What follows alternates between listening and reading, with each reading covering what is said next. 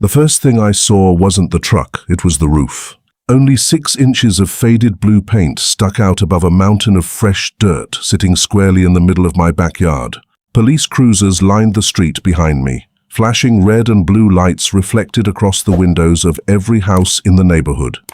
My neighbor, Daniel Mercer, stood on the other side of the yellow tape with both hands on his head, shouting loud enough for the entire subdivision to hear.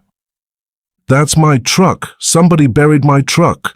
A deputy held him back as he tried to rush toward the excavation site. "Sir, stay behind the tape. I'll sue everybody," Daniel screamed. "That psycho did this." Every head turned toward me. I stood beside my attorney, Rachel Collins, with mud still caked on my work boots. I hadn't moved in nearly 5 minutes. My heartbeat pounded so hard I could feel it in my throat. Rachel leaned close and whispered, "Don't say a word unless they ask you directly." I nodded without taking my eyes off the giant mound of earth. Heavy machinery sat motionless nearby. The excavator's bucket rested on the ground, coated with fresh clay. Workers from the county engineering department stood in small groups, quietly talking while photographers documented every angle. Daniel pointed at me again. "You planned this. You wanted revenge." I finally looked at him. "No," I answered calmly. "I wanted my property back." His face twisted with rage. "You think this is funny? I warned you 3 weeks ago. You never warned me about this. I warned you not to ignore my survey stakes." Several neighbors exchanged confused looks. One elderly woman covered her mouth. Another man quietly muttered, "Survey stakes?" The lead deputy stepped between us. "Enough, everyone stays calm." Rachel handed the deputy a thick folder. "Deputy, these are the excavation permits, county notices, engineering reports, and the emergency authorization signed yesterday afternoon." Daniel's confidence vanished. "What permits?" The deputy slowly flipped through the documents. His eyebrows climbed higher with every page. He looked back toward the buried truck, then toward Daniel, then at the property markers sticking out of the dirt. His voice became noticeably quieter. "Mr. Mercer," Daniel swallowed. "What?" The deputy closed the folder. "I think you're standing on land that legally belongs to him." Daniel stared at the deputy as if the words didn't make sense. Then someone uncovered the truck's windshield beneath another layer of dirt. And that's when the county surveyor shouted something that changed everything. The county surveyor's voice echoed across my backyard. "Hold on, nobody touches anything. We've got another boundary marker." Everyone froze. Even Daniel stopped arguing. The surveyor brushed away loose dirt with a gloved hand until the top of an old iron pin appeared. He smiled to himself, snapped a few photos, and called another member of his crew over. Rachel lightly touched my arm, signaling me to stay where I was. "We'll deal with this," she whispered. I nodded, though my mind had already drifted back to how all of this had started. "My name is Ethan Parker. I'm 38 years old, and I own a small landscaping and excavation company in Cedar Ridge, Colorado. Most people know me as the quiet guy who fixes retaining walls, installs drainage systems, and spends weekends repairing old tractors instead of watching football. I've never enjoyed conflict. In fact, I spent most of my life avoiding it. That piece of land behind me wasn't just another backyard. It was nearly 2 acres that my grandfather bought in the early 1970s, back when this part of town was nothing but open fields and dirt roads. He planted the first maple tree himself. My father built the red storage barn with his own hands, and when he passed away 6 years earlier, the property became mine. Every birthday, every family barbecue, every Thanksgiving football game had happened somewhere on that land.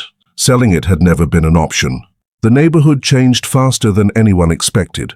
Old ranch homes disappeared one by one, replaced with expensive 2-story houses, decorative stone entrances, and perfectly trimmed lawns that all looked the same. Soon an HOA was formed, promising to protect property values. Most of my neighbors were decent people. We'd wave while collecting the mail or chat for a few minutes while mowing our lawns. We weren't close friends, but we respected each other's space.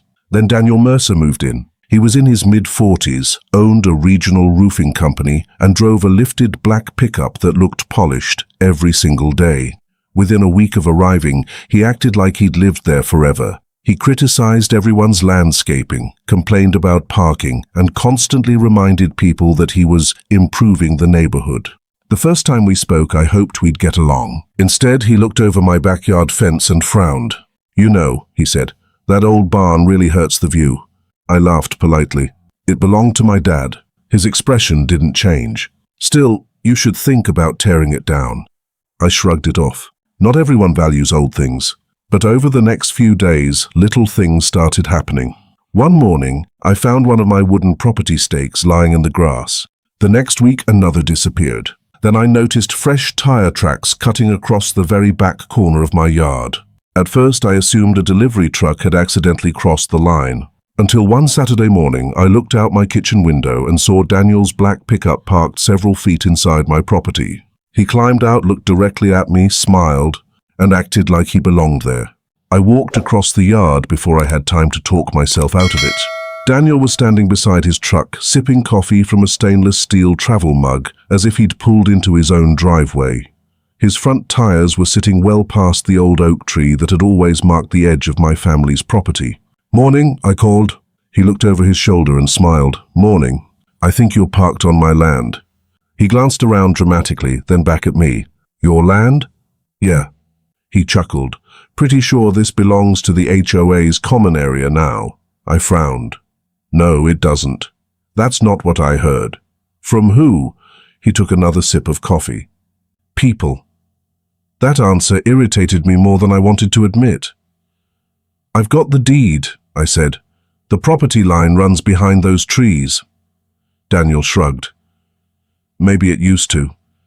I stared at him for a moment, trying to decide whether he actually believed what he was saying or if he was simply testing me. "I'm asking you politely," I said. "Please move your truck." Instead of answering, he walked toward the back of his pickup and folded his arms. "Or what?" The words came out calm, confident, like he already knew I wouldn't do anything. I took a slow breath. "I'm not looking for a fight." "Neither am I." "Then move it." He smiled. "Or what?" For a second, I considered yelling. Instead, I pulled out my phone and took several pictures of his truck, the tire tracks, and the nearby property markers. His smile faded slightly. "Seriously?" he asked. "I like keeping records." He laughed. "Knock yourself out." That afternoon, I emailed the HOA board with the photos, attached a copy of my property survey from when I refinanced the house, and politely asked them to remind Daniel where the boundary line was. 2 days later, I received a response. Not from the board, from the HOA president. It read, "After reviewing community documents, we believe the disputed area may fall under HOA maintenance responsibilities. We encourage neighbors to resolve the matter amicably." I read the email 3 times. They hadn't asked to see my deed. They hadn't inspected the property. They had simply taken Daniel's side. Rachel Collins, an attorney I'd worked with once on a contract dispute, read the email and shook her head. "They're guessing," she said. "They sound pretty confident." Confidence isn't evidence. Before we could decide what to do next, another surprise arrived. A bright orange notice was taped to my front door. Property violation. It claimed I had illegally placed landscaping materials inside HOA common property and demanded I remove them within 10 days or face daily fines. The landscaping materials were my grandfather's fence posts. The same fence posts that had stood in the exact same location for over 40 years. I called the number listed on the notice. The HOA manager answered. When I explained the mistake, she interrupted me. "Our records indicate the property boundaries have changed." "Show me those records." "They're under review." "So you don't actually have them?" There was a long pause. Finally, she said, "Mr. Parker, you should consider cooperating before this becomes more expensive." That wasn't a warning. It was a threat. And for the first time, I realized this wasn't just about an arrogant neighbor parking his truck on my land. Someone was trying to rewrite the boundaries of my property, and they were counting on me to back down. I barely slept that night. The HOA violation notice sat on my kitchen table beside my grandfather's original property deed. Every time I walked past it, I felt the same knot tighten in my stomach. Something about the entire situation was off. Daniel wasn't acting like a man who was guessing where the property line was. He acted like someone who had been promised he couldn't lose. The next morning, Rachel called before I had finished my first cup of coffee. "I want you at the county recorder's office in an hour." "You found something?" "I found enough to stop making assumptions." An hour later, we sat across from a county records clerk named Melissa. She had worked there for nearly 20 years and knew the filing system better than anyone. Rachel slid my deed across the counter. "We need every survey, easement, subdivision amendment, and boundary adjustment connected to this parcel." Melissa nodded. "Give me a little time." For nearly 2 hours, she disappeared into the archives while Rachel and I reviewed everything I had brought. Old family photographs, tax assessments, insurance maps, and a yellowed survey my father had framed in his workshop decades earlier. When Melissa returned, she wasn't carrying one folder. She was carrying 6. "Your property's history is interesting," she said. Rachel opened the oldest file first. Inside was the original subdivision plat from 1972. Every boundary matched my deed perfectly. The second folder contained tax maps from the 1980s, still identical. The third contained utility easements. Nothing unusual. Then Rachel opened the fourth folder. She stopped reading. "What is it?" I asked. She slowly turned the document toward me. It was a boundary adjustment filed just 8 months earlier. According to the paperwork, nearly 30 feet along the rear of my property had supposedly been transferred into HOA common space. I stared at the signature line. "I never signed this." Rachel already knew. "I can see that." The signature looked like mine from a distance, but the longer I studied it, the more obvious the differences became. The letters were stiff. My last name was formed differently. Even the date beside the signature was impossible. I had been in Montana that entire week working on a commercial landscaping project. I still had hotel receipts, fuel records, and payroll logs to prove it. Rachel immediately requested the filing history. Melissa returned with the electronic record.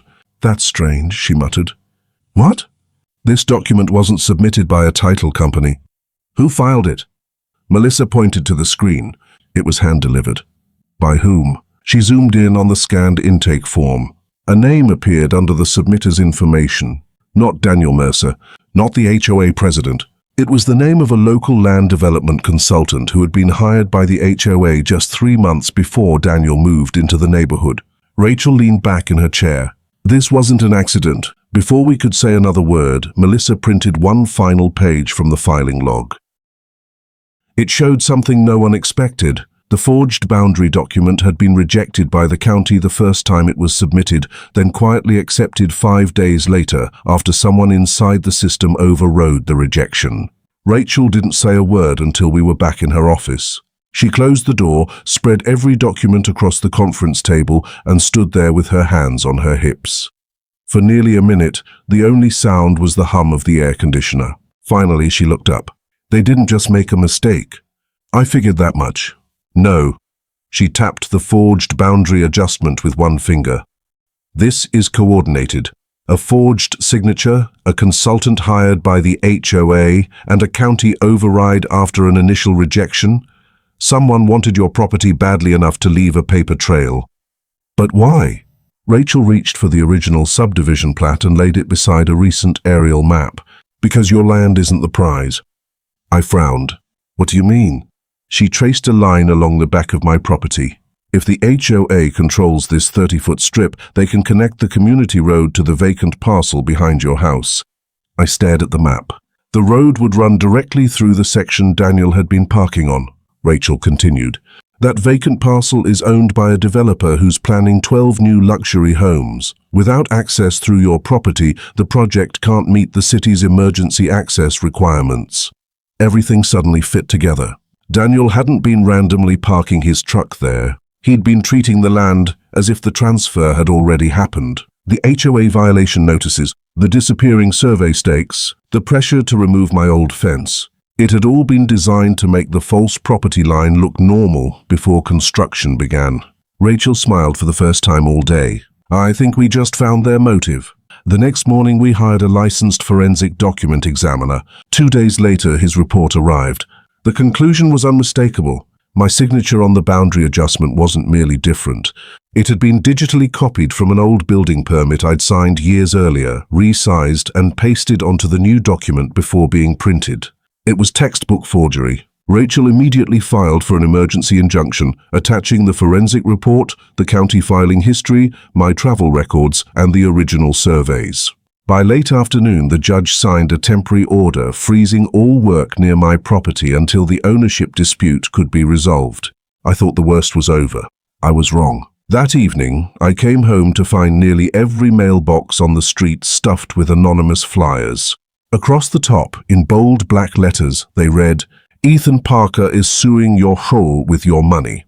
The rest of the page painted me as a greedy neighbor trying to destroy property values and bankrupt the community. My phone started buzzing within minutes. Some neighbors called to ask if it was true. Others didn't call at all. They simply stared when I drove past. Later that night, someone spray-painted "Sell Out" across my old red barn. As I stood there looking at the dripping black paint, headlights swept across my yard. Daniel's truck rolled slowly past. He stopped just long enough to lower his window. "You still have time," he said with a smug grin. "Drop the lawsuit." I met his eyes without flinching. "No." He laughed softly. "Then I'll see you in court." As he drove away, Rachel called. "The judge just scheduled the hearing," she said, 3 weeks from Monday. I looked toward the back of my property, where fresh survey stakes stood illuminated by my floodlights. 3 weeks. The same amount of time it would take for Daniel's confidence and his truck to disappear beneath the weight of the truth. 3 weeks later, the courthouse was more crowded than I'd ever seen it. By the time Rachel and I walked through the front doors, reporters were already setting up cameras outside. Word had spread that a local HOA was being accused of using forged property records to seize private land for a new development. What started as a neighborhood dispute had become county news. Rachel glanced at me as we entered the courtroom. "Nervous?" I managed a small smile. "I'll feel better when this is over." She nodded. "Just tell the truth. The documents will do the rest." Daniel Mercer sat at the defense table wearing an expensive navy suit, but he looked nothing like the confident man who had stood in my backyard asking, "Or what?" 3 weeks of depositions, document requests, and sworn testimony had taken their toll. He avoided looking at me altogether. Beside him sat the HOA president, Linda Harlow, and their attorney, Martin Keene. Behind them was the land development consultant whose name had appeared on the forged filing. He kept shifting in his chair, unable to sit still. The bailiff called the room to order. The judge entered, greeted the courtroom, and immediately got to business. Rachel stood first. "Your Honor, this case is about more than a property line. It concerns forged legal documents, fraudulent filings, trespassing, and an organized attempt to deprive my client of land that has belonged to his family for over 50 years. She handed the clerk a stack of exhibits. One by one, the evidence appeared on the courtroom monitors. The original 1972 subdivision plat, my recorded deed, decades of tax maps, historic aerial photographs, the recent survey showing the unchanged boundary. Then came the forensic document examiner.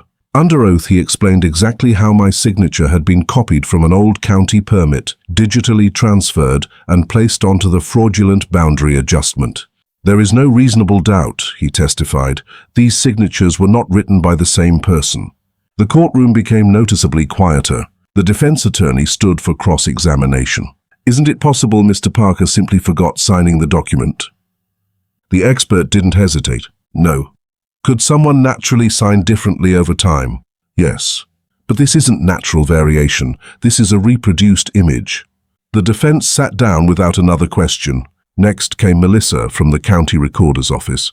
She testified that the filing had initially been rejected because required ownership verification was missing. Rachel asked, "What happened after that?" Melissa took a deep breath. 5 days later, someone requested a manual override. Was that normal? No. Who requested it? She looked toward the defense table. The development consultant. A murmur spread through the gallery. Then Rachel called the county surveyor. He presented measurements taken only days earlier and pointed to enlarged photographs displayed on the screen. "The original iron boundary pins never moved," he explained. "They've been in the same locations for decades."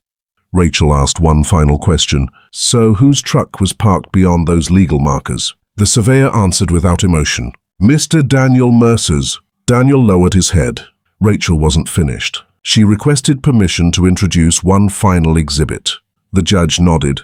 The courtroom lights dimmed as security camera footage from my barn began playing on the large monitor. Within seconds, the entire room fell silent. The video showed exactly who had been pulling my survey stakes out of the ground in the middle of the night, and when Daniel saw the first clear frame, the color drained from his face. The courtroom stayed silent for several long seconds. The security footage was crystal clear. A timestamp in the upper right corner showed 2:14 a.m., just 17 days before the first HOA violation notice appeared on my front door. Under the glow of a motion-activated floodlight, Daniel stepped into frame wearing a hooded sweatshirt and work gloves. He looked around twice. Then he walked directly to the wooden survey stake near the old oak tree. He yanked it out of the ground, tossed it into the bed of his truck and drove away. The video continued. 2 nights later, he returned with the HOA's development consultant. Together, they measured the property, placed new stakes nearly 30 feet inside my land, and left before sunrise. No one in the courtroom said a word. Rachel stood. "Your Honor, this wasn't a misunderstanding between neighbors. It was a calculated effort to manufacture a false property line." The defense attorney slowly rose. He had no dramatic speech, no alternate explanation, no evidence. He simply said, "We request a brief recess." The judge looked over his glasses. Denied. He turned toward Daniel. "Mr. Mercer, would you like to explain why you removed legally established survey markers from property you did not own?" Daniel swallowed hard. I was told the land had already been transferred." "By whom?" He hesitated. The development consultant stared at the table. Finally, Daniel answered quietly. "He told me everything had been approved." The judge shifted his attention to the consultant. "Did you tell Mr. Mercer that?" His attorney placed a hand on his arm, but it was too late.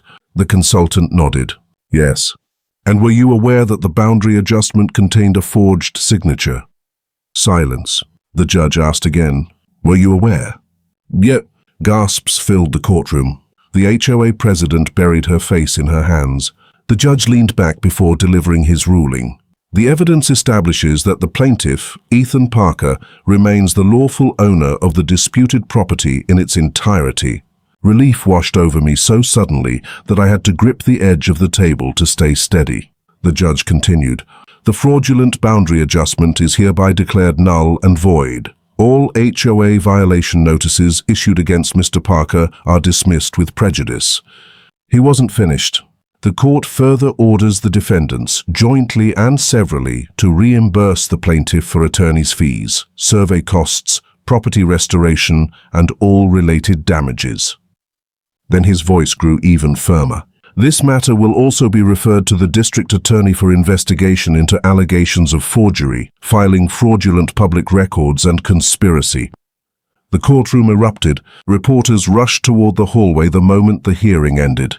Outside, television cameras captured county crews removing the fake survey stakes and restoring the original boundary markers. Within days, the HOA board held an emergency meeting. The president resigned. 2 board members stepped down. The development consultant lost his professional license pending the criminal investigation. Daniel quietly put his house up for sale. As for the truck, a week after the ruling, the county ordered excavation of the illegally altered drainage easement that Daniel had filled during the fake boundary project.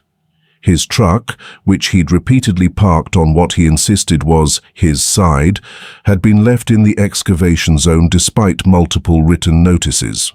When the authorized work began, it ended up buried beneath thousands of pounds of displaced soil until heavy equipment could safely recover it. Standing in my restored backyard, I looked at the old oak tree, the original iron boundary pin, and my grandfather's barn. For the first time in months, the land finally felt like home again. A few months have passed since everything happened, and life has finally settled back into something that feels normal. The black spray paint is gone from my grandfather's barn. The damaged fence has been rebuilt. Fresh grass now covers the area where heavy equipment once dug through my backyard. And unless you knew the story, you'd never guess a courtroom battle had started right here. The biggest change, though, isn't the property. It's me. Before all of this, I believed that if you stayed calm, worked hard, and treated people with respect, everything would eventually work itself out. I still believe in respect, but I also know that silence can be expensive. When someone tries to take what's legally yours, standing up for yourself isn't being difficult, it's being responsible. I'm grateful to Rachel, the county officials who followed the facts instead of the rumors, and the neighbors who apologized after learning the truth. Their integrity reminded me that one dishonest person doesn't define an entire community. If there's one lesson I hope you take from my experience, it's this. Keep your records, know your property rights, and never let intimidation convince you to surrender the truth. Thank you for spending your time with me and following this incredible journey from beginning to end. I truly appreciate every minute you watched. Now I'd love to hear from you. Have you ever dealt with a difficult neighbor, an unfair HOA, or a property dispute? How did you handle it? Share your experience in the comments. I read as many as I can, and your story might help someone else facing a similar situation. If you enjoyed this story, please like the video, subscribe for more dramatic HOA and legal justice stories, and turn on notifications so you never miss the next one. Until next time, remember, the strongest foundation you can build isn't just a house, it's standing your ground when the truth is on your side.